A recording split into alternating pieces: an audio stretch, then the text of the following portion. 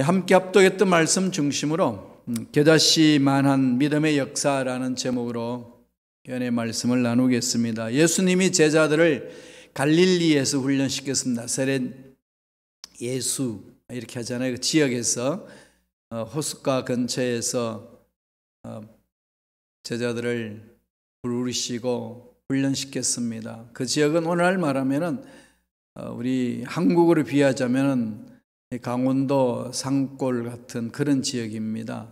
호숫가가 있는 산골 지역. 거기에서 계속 훈련을 시키고 하나님의 뜻을 드러냈습니다. 그런 중에 제자들을 빌립보 가이사라는 지역으로 데리고 갑니다. 왜 빌립보 가이사라라고 그랬을까요? 그건 로마의 황제 가이사라 시저, 케사르라고 그러죠. 그 사람의 이름을 따서 만든 도시로 데리고 간 겁니다. 황제 이름을 따서 만든 신도시예요. 그 신도시는 황제의 권위에 걸맞는 규모가 되어야 됩니다. 도로가 딱 끼어 있어야 되고, 경기장이 기만 명이 모여 있는 경기장이 있어야 되고, 문화시설과 공연과 생활 수준이 어느 정도 갖추어져 있어야 황제 이름을 따서 도시 이름을 만들 수 있습니다. 그러니까 빌립보 가이사라라 이 말은 완전히 신도시, 정말로 산골하고는 비교할 수 없는 규모가 있는 도시다, 그렇게 이야기를 하는 겁니다. 그 지역을 말하는 거예요. 그 지역으로 제자들 데리고 갔어요. 왜 그랬을까요? 완전히 시골에서 살던 제자들이 주님과 함께 주님의 일을 감당하며 하나님의 뜻대로 훈련받고 있는 중에 새로운 세계를 맛보게 하는 거죠. 세상은 산골짜기 같은 그런 세상만 있는 게 아니고 이런 세상이 있다. 눈이 휘둥그레지지 않겠어요? 아가씨들 옷 입은 게 다르고 이게 완전히 스타일이 다릅니다. 시골에서 볼 수 없는 상황이 보여지는 거죠. 건물도 그렇고. 이런 상황 속에 사람 마음은 이렇게 동해지겠죠. 움직이겠지요. 아, 이런 세상도 있구나. 내가 정말로 우물 안의 개구리였네. 그런 상황이 주어지겠지요. 제자들이 역시 그렇게 느꼈습니다. 그때 느닷없이 주님이 제자들에게 질문을 합니다. 야, 사람들이 나를 누구라 하느냐? 그리고 질문하고 이 말 저 말 하니까 너희들은 그럼 나를 누구라 하느냐 묻는 거지요. 뭘 주님은 질문하고 싶으신 걸까요? 이 험악한 세상, 다음에 산골짜기 같은 세상, 그 반면에 또 이렇게 아름다운 멋진 세상도 있다. 이런 세상 속에서 너희들이 세상에 끌려가지 아니하고 나와 함께 하나님의 뜻을 이루며 살겠느냐? 이걸 묻는 거거든요. 그럴 때는 베드로가 주는 그리스도시요 살아계신 하나님이십니다. 그 신앙 고백을 하게 하는 거죠. 그 신앙 고백과 함께 주님이 말씀하시고 싶은 말씀을 합니다. 이제부터 나는 십자가를 질 것이야. 온 인류를 구원하기 위한 십자가를 진다고 말씀하신 거죠.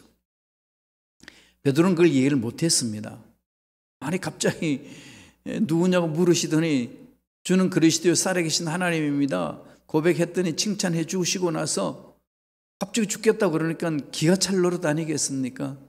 안 됩니다. 주님 그렇게 하시면 안 되지요. 왜 그렇게 마음이 약합니까? 갑자기.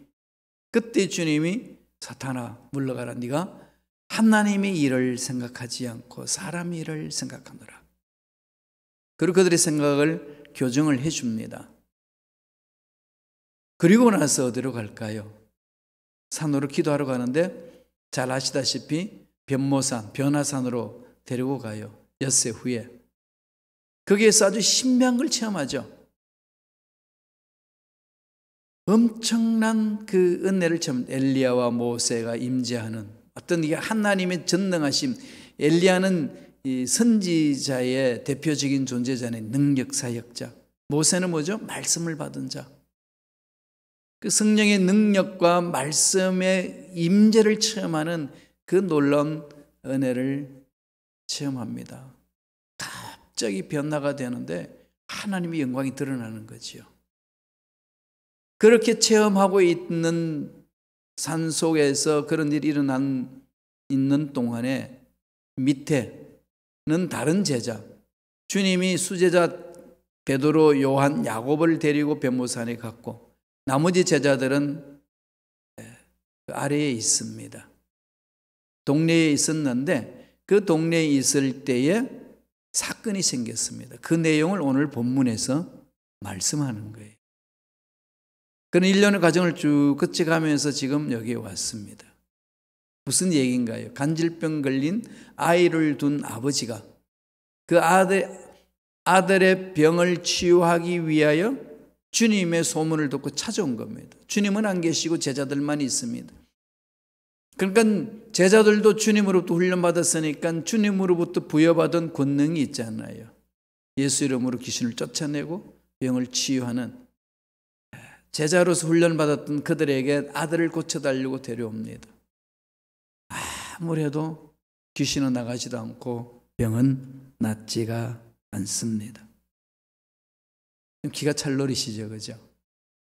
권능을 하나님이 허락해 주셨던 그들에게 권능이 나타날 때 오는 그 답답함은 이루 말할 수 없는 거 아니겠어요? 본인들도 답답할 뿐만 아니라 그걸 지켜보는 사람들도 너무 답답한 거죠. 쉽게 말하면은 운전할 수 있는 운전 면허증은 땄는데 차를 운전 못하는 심정들. 미용사의 자격은 있는데 파마하지 못하는 미용사. 그런 거예요. 의사로 자격증이 있는데 수술하지 못하는 의사. 치유하지 못해주는, 환자를 돌보지 못하는 의사. 그런 상황 아니겠어요? 면허증만 있을 뿐이지 아무 일을 못하는 상황입니다.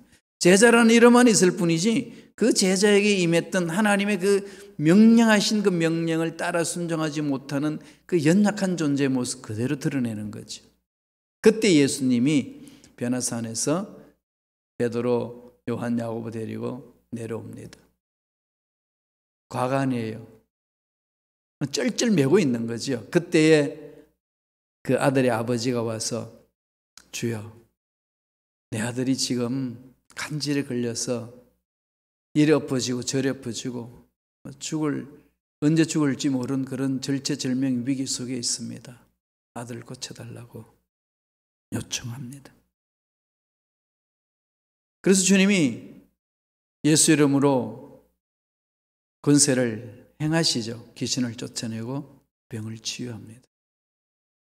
그리고 나서 이제 제자들과 다시 만나서 주님과 함께 주거니 받거니 대화 내용하는 그 내용들이 본문 내용 속에 기록되어 있습니다. 그때 주님이 하신 말씀이 있어요. 이 말씀 속에 오늘 저와 여러분에게 강하게 던지는 메시지입니다.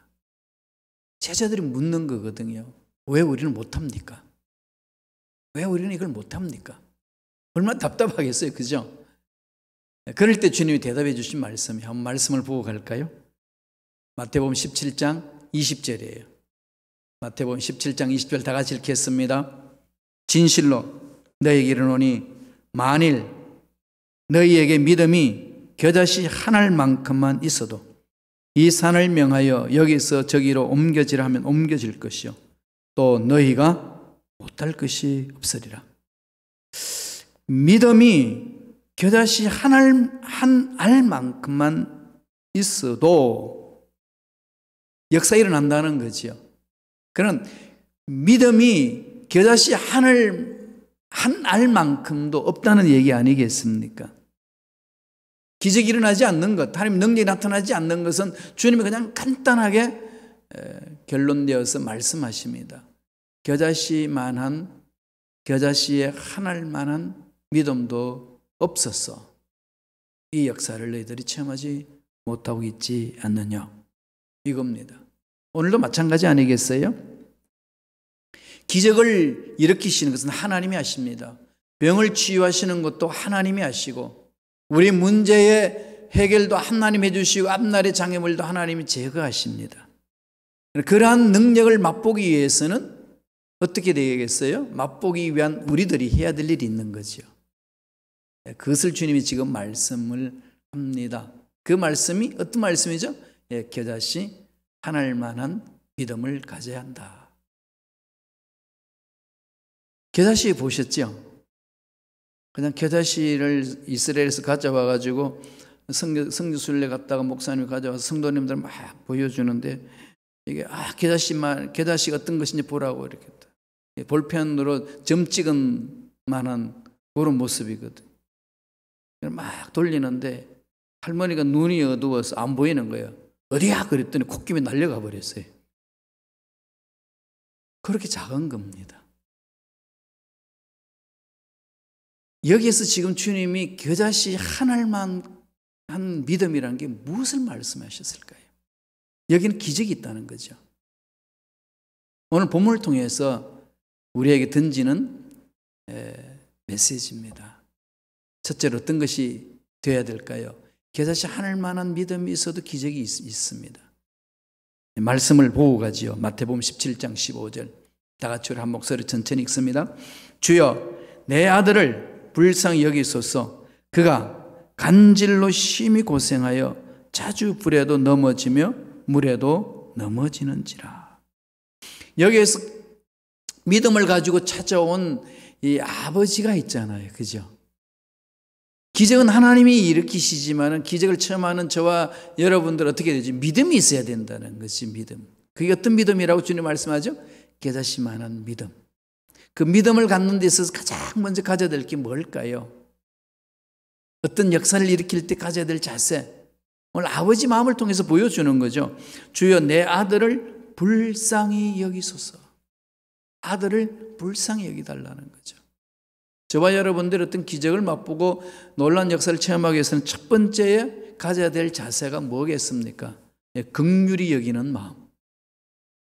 이 긍휼이거든요. 하나님은 우리에게 긍휼을 주시는 분이에요. 그 하나님을 닮아가는 저와 여러분들도 긍휼이 있어야 되는 거죠. 긍휼히 여기는 마음이 없이는 믿음이 역사 안 일어납니다. 귀신 들린 사람을 쫓아내기 위해서는요, 먼저 그 귀신 들린 영혼, 귀신 들린 그 영혼을 품는 마음이 있으셔야 돼요. 긍휼히 여기고 안타깝게 여기고 그 마음, 아픈 마음을 끌어안을 수 있는 마음. 하나님의 마음이요 주님의 마음입니다. 우리가 그 마음을 가지셔야 됩니다. 긍휼히 여기는 마음이 있는 자 하나님은 쓰신다는 겁니다. 아버지의 지극한 이 마음, 여러분 아버지의 마음 한번 묵상 한번 해보세요.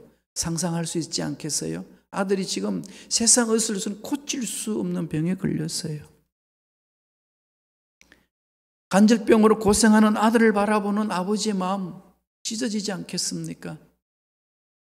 제일 힘든 건 뭐겠어요? 아버지가 해줄 수 있는 게 하나도 없다는 사실. 여러분 자녀들이 아파하고 괴로워할 때에 차라리 내가 아파서 죽는 게 낫지. 그들이 아파하는 모습 보면 견디지 못하지 않습니까? 그게 아버지 마음이죠. 부모의 마음이잖아요. 하나님 마음이 그 마음이거든요. 믿음의 역사는 이 마음에서 출발한다는 이 얘기입니다. 이런 마음들을 이렇게 내놔야 돼요. 교회 공동체에서도 신앙생활할 때에 이런 마음들이 서로 이렇게 이심점심으로 이렇게 전해져야 됩니다. 마음이 전해져야 돼요. 느껴야 돼야 됩니다. 괜히 내가 말해가지고 동네 사방 돌아다니는 소문으로 퍼질까 봐 두려워하는 마음이 있으면은 이 마음에 기쁨이 없잖아요. 교회 공동체는 무슨 얘기를 들어도 품을 수 있는 마음을 가져야 됩니다. 이게 아버지 마음이거든요. 이게 신앙생활의 기본입니다. 야고보가 그 얘기를 해줘요. 야고보서 5장 14절 보세요. 다 같이 읽어볼까요? 너희 중에 병든 자가 있느냐? 그는 교회의 장로들을 청할 것이요 그들은 주의 이름으로 기름을 바르며 그를 위하여 기도할지니라. 여기서 장로들이라는 것은 그 당시 주의 종을 말하는, 오늘날 주의 종을 말하는 거예요. 말씀을 전하는 주의 종들. 병든 자가 있으면은 지도자를 청해라. 교회 장로들을 청해라. 영적 지도자를 청해서 그들이 주의 이름으로 기름을 바르고 병을 위하여 기도하라. 이 무슨 얘기죠 이건? 사실 자기 몸이 아프고 힘든 일이 있으면은 내놓아야 돼요. 숨기지 말라는 거죠. 병은 자랑하라고 그랬습니다. 병을 자랑하세요. 그래야 예수 믿는 사람들이 그것을 듣고서 함께 기도할 수 있습니다. 개인적으로 기도하지만 함께 기도하는 거죠. 가끔 성도님들이 그러세요. 목사님 바쁘신 분인데 이것까지 이야기해가지고 괜히 마음이 괴로우실까 봐. 그래서 제가 막 야단을 쳤어요. 그것을 위해서 있는 게 목사입니다. 목사는요, 그냥 마음의 기쁨만 가지고 사는 존재가 아니고 아파하는 사람과 함께 아파하는 게 목사입니다. 나누세요. 여러분, 마음이 아프고 문제가 있고 기도 제목이 있으면은요, 가지고 오셔야 돼요. 같이 부르짖어야 되거든요. 백지장도 맞들면 낫다고. 그죠? 마음이 모였을 때 기적이 임하거든요. 내 이름으로 두세 사람 이상 모인 곳에 나도 그들 중에 있노라. 마음이 이제 겸손하게 여는 마음 정말 중요합니다. 물론 이게 있어요. 너무나도 교회 공동체가 서로들 간에 견제하고 서로 또 이 정죄하는 이런 것들에 쓴뿌리가 있다가 보니까 트라우마가 있으니까 괜히 내가 이 말을 해가지고 기도 제목 내놨다가 동네 사방 돌아다니면서 더 마음이 아프게 하는 사건들을 체험하고 나면은 그 일을 못하죠. 이게요, 마귀들이 그렇게 장난을 칩니다. 내 속에 있는 기도를 진실하게 내놓지 못하도록 마귀는 막지요. 그거 깨세요. 깨야 됩니다. 아버지 보세요. 주님 앞에 나와서요, 어떻게 합니까? 무릎을 꿇습니다. 체면도 없고 염치도 없습니다. 아들 살려야 되겠다는 그 마음밖에 없는 거지요. 이루 말할 수 없는 어려운 상황 속에 무슨 체면이 있고, 응? 무슨 자기 격식을 갖출 필요가 뭐가 있겠습니까? 절체절명의 위기 앞에서 무릎을 꿇습니다. 주님밖에 없습니다. 어느 누구도 할 수 없는 일, 주님은 하실 수 있음을 제가 믿고 왔습니다. 말씀을 보니까 어떻게 합니까? 예수께 와서 꿇어 엎드려 이르되 내 아들을 불쌍히 여기소서. 아들을 불쌍히 해달라는 거예요. 긍휼히 여기는 마음. 하나님의 사랑을 체험한 자들은 내가 내 자신을 긍휼히 여기고 자기 자신을 너무 정죄하지 마세요. 그죠? 너무 정죄하잖아요. 계획대로 일 못하고 결심됐던 거 다 깨트려버리고 말도 실수도 많고 도대체 하는 게 없는 것 같고 이럴 때 막 이 자신을 괴롭히거든요. 그러지 마세요. 하나님 형상을 입은 자예요. 자꾸 축복해 주세요. 이렇게 자기 자신을 이렇게 꼭 끌어안아 주세요. 이렇게 안아주면서 잘했다고, 여기까지 잘 왔다고, 잘 견뎌왔다고, 하루에 한 번씩은 알아주시라고. 여러분이 스스로 자기를 안 안아주면 이 삭막한 세상에 누가 안아주겠어요? 자기 자신을 긍휼히 여기고 그 마음으로 일들을 바라볼 때에 긍휼히 여기는 마음을 가지는 거죠. 자녀들을 바라보면 속 터지는 일들 많지요. 속 안 터지는 부모가 어디 있습니까? 그럴 때마다 이 긍휼히 여기는 마음, 이 마음을 품으세요. 그래야 됩니다. 겨자씨만한 하늘만한 믿음을 가진 자의 삶은요, 긍휼히 여기는 마음이에요. 그게 기적이 만다는 겁니다. 두 번째, 17장 15절 16절 읽어볼까요? 다 같이 읽겠습니다. 주여 내 아들을 불쌍히 여기소서. 그가 간질로 심히 고생하여 자주 불에도 넘어지며 물에도 넘어지는지라. 내가 주의 제자들에게 데리고 와서는 능히 고치지 못하더이다. 뭐 하죠? 불쌍히 여기소서 긍휼한 마음을 가지고 뭘 얘기를 합니까? 고쳐주소서. 제자들은 못하지만 주님은 하실 수 있는 줄로 믿습니다. 간절한 이 믿음의 기도를 요청하는 거, 기도하는 거잖아요. 그죠? 간절한 믿음의 기도. 겨자씨 하나를 만한 믿음의 역사는 이런 간절한 믿음의 기도가 중요하다는 거죠. 겨자씨는 살아 있습니다. 생명력이 있잖아요. 비록 작지만은 거기에는 생명력이 있습니다. 그 생명력으로 인하여서 세상에서 어마어마한 문제로 가는 그 문제도 날려버릴 수 있다는 거지요. 하나님이 주신 생명은 이렇게 강합니다. 예수 그리스도의 십자가를 믿는 믿음에는 그 영적인 놀라운 생명이 있는 거죠. 영원히 살 수 있는 생명력이 있습니다. 제가 채찍에 맞음으로 나음을 입었느니라. 하나님의 치유의 능력, 생명력이 그 안에 있습니다. 겨자씨 하늘만한 믿음을 가진 자의 삶의 자세는 간절히 하나님을 향하는 거지요.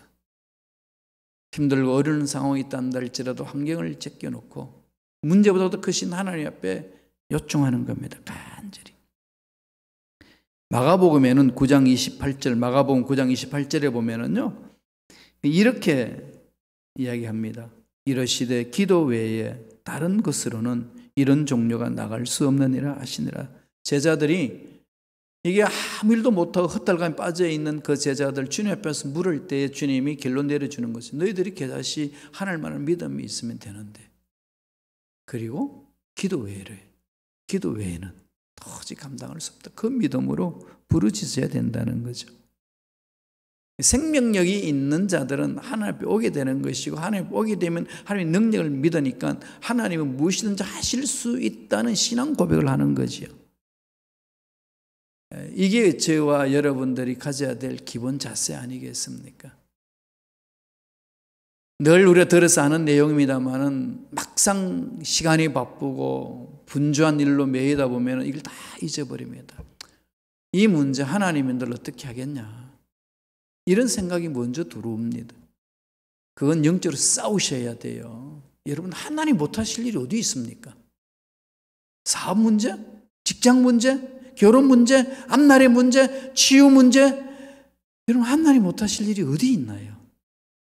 죽은 자도 살리시고 없는 것 있게 하시는 분이신데, 안 되는 것을 되게 하시는 분이신데, 없는 것에서 있게 하시는 분이신데 하나님 못하실 일이 어디 있겠습니까? 왜 우리는 그 하나님의 전능하심을 스스로 내 경험 속에 가둬버리고 간절히 부르짖기를 멈춰버릴까요?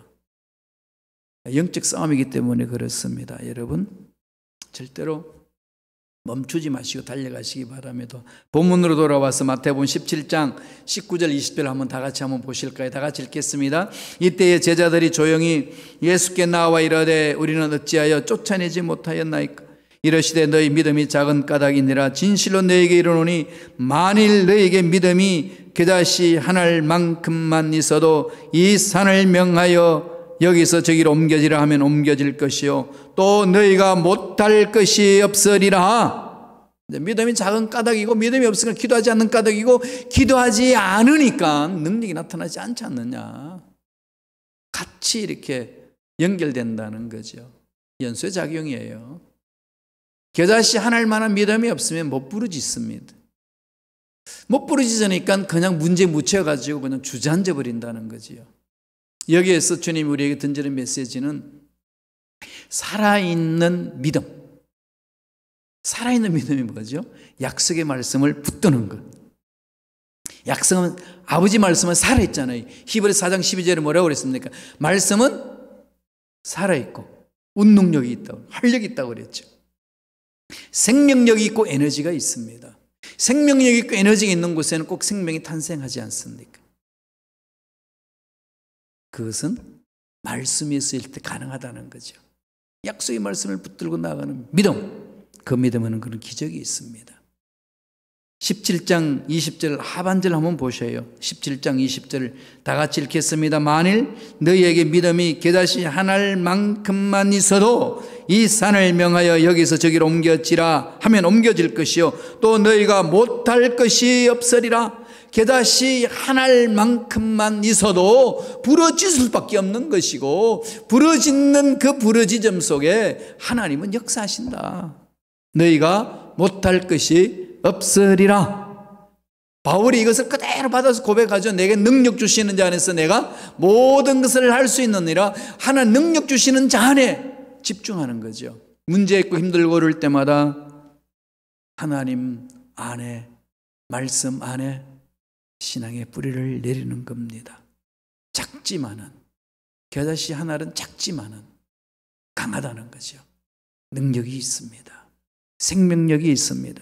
어떤 것들로 막지 못하는 생명력이 있는 거죠. 여러분, 잡초의 생명력 아시나요? 잡초는 또 얼마나 끈질긴지 몰라요. 그죠? 그냥 그 돌로 탁 묻어버려도 그 돌 사이로 파고 들어와요. 아스팔트를 해놨는데 아스팔트 틈 사이로 그게 삐져나옵니다. 생명력은 강합니다. 우주 만물을 창조하신 하나님의 생명력이 믿음 안에 있는데 우리가 당하는 이 세상의 문제 앞에 굴복할 이유가 없다는 말씀입니다. 그 약속의 말씀을 붙들고 간절히 부르짖음으로 답답한 문제 해결받는 저와 여러분 되시길 간절히 축원합니다. 마지막 세 번째로 마태복음 17장 18절 보실까요? 다 같이 읽겠습니다. 이에 예수께서 꾸짖으시니 귀신이 나가고 아이가 그때부터 나으니라. 아들을 고쳐주셔서 될 거니까 주님이 뭐라고 그럽니까? 이 아들을 괴롭히는 병만은 떠나갈지어다. 꾸짖으시잖아요. 그죠? 이걸 여러분 좀 마음판에 새기셔야 돼요. 선포하시죠. 겨자씨 한 알만큼만 있는 믿음의 역사는 어떤 것이 있는 거죠? 믿음의 선포가 있어야 돼요. 믿음으로 선포하세요. 결과는 하나님이 책임집니다. 많은 사람들이 그래요. 병 낫기를 위해서 선포하고 기도하라 그러면 안 나오면 어떡하죠? 낫고 안 낫고 네가 하냐? 하나님 할 일을 왜 앞당겨서 날 고민하냐? 고민할 거 많다면서 엉뚱한 짓에 고민하냐? 그런 거 아니겠어요? 염려하지 말라는 거지요. 하나님 역사하시는 겁니다. 맡깁시다. 하나님 책임지는 거 아니겠어요? 그러니까 여러분 어떻게 되죠? 예수 이름으로 명하노니 내 마음을 괴롭히는 귀신은 떠나갈지어다. 내 육체 질병을 줘서 육체를 망가뜨리게 하는 병만은 사라질지어다. 가정에 들어가자마자 우리 가정을 어두움의 세력이 짓누르려고 하는 모든 어두움의 세력은 떠나갈지어다. 자꾸 믿음으로 선포하세요. 예수 이름으로. 중요하거든요. 교회 성전에 들어올 때마다 하나님의 형상을 입은 자녀들이 여기 들어올 때 방해하는 모든 흑암의 세력은 떠나갈지어다. 넌 늘 선포하면서 들어옵니다. 신방 갈 때도 마찬가지고 사람 만날 때도 마찬가지입니다. 떠나가라고 선포하는 거죠. 믿음의 기도의 최종적인 것은 뭘까요? 믿음의 선포입니다. 입술을 열어서 믿음으로 선포하세요.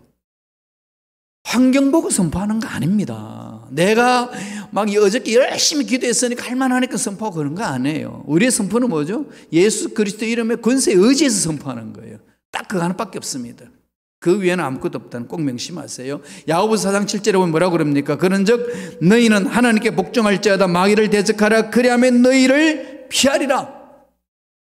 대적하라. 예수 이름으로 쫓아버리라. 그렇게 말씀하잖아요. 믿음의 언어 중요합니다. 사람과의 만남 속에서도요 희망을 주는 언어를 자꾸 말하세요. 그 사람의 좋은 것들 자꾸 들춰내주세요. 자꾸 그래야 됩니다. 오래간만에 이렇게 팬데믹 때문에 잘 만나지 못하고 오래간만에 봤는데 첫 마디가 왜 이렇게 폭삭 늙었어? 그 말 하지 않아도 본인이 알고 있으니까요. 그런 말을 상기시킬 이유가 없잖아요. 그죠? 오래간만에 너무 얼굴이 환하다. 그죠? 자꾸 믿음의 언어를 자꾸 선포하시라니까요. 멋지다.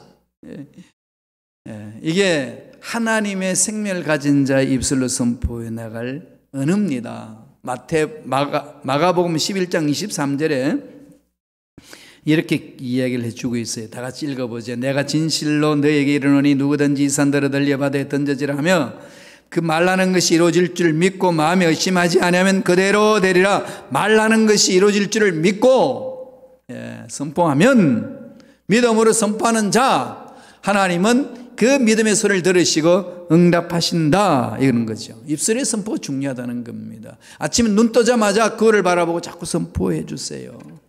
어저께 좋지 않은 일들 있어도 그거 생각해가지고 그거 하나 대체 못하냐 이 멍청아 그러지 마시고요. 자꾸 선포하세요. 잘 견뎌왔다. 잘 버텨왔다. 잘 이겼다. 참 수고 많았다. 주 안에서 할 수 있다고 했으니 너도 할 수 있다. 이렇게 자꾸 믿음의 언어, 긍정의 언어로 선포하며 위로하셔야 됩니다.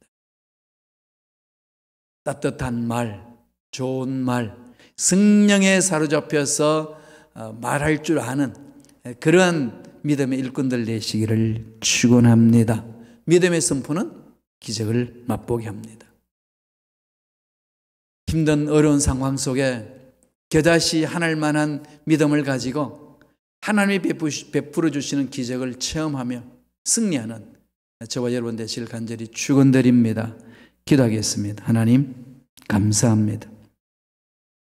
오늘도 우리에게 생명을 주셔서 말씀을 받게 하시고 말씀 안에서 일어설 수 있도록 축복해 주시니 감사합니다. 나사렛 예수 이름으로 명하노니 우리 믿음을 방해하는 모든 원수마귀들은 떠나갈지어다. 날마다 약속의 말씀을 부여잡고 믿음으로 선포하며 승리를 누리는 우리 모두에게 역사하여 주시고 겨자씨 하나만큼만 믿음을 가져도 기적을 맛본다고 약속하신 말씀대로 그 기적을 체험하는 우리 모두에게 축복하여 주시옵소서. 감사하고 예수님 이름으로 기도드리옵나이다. 아멘.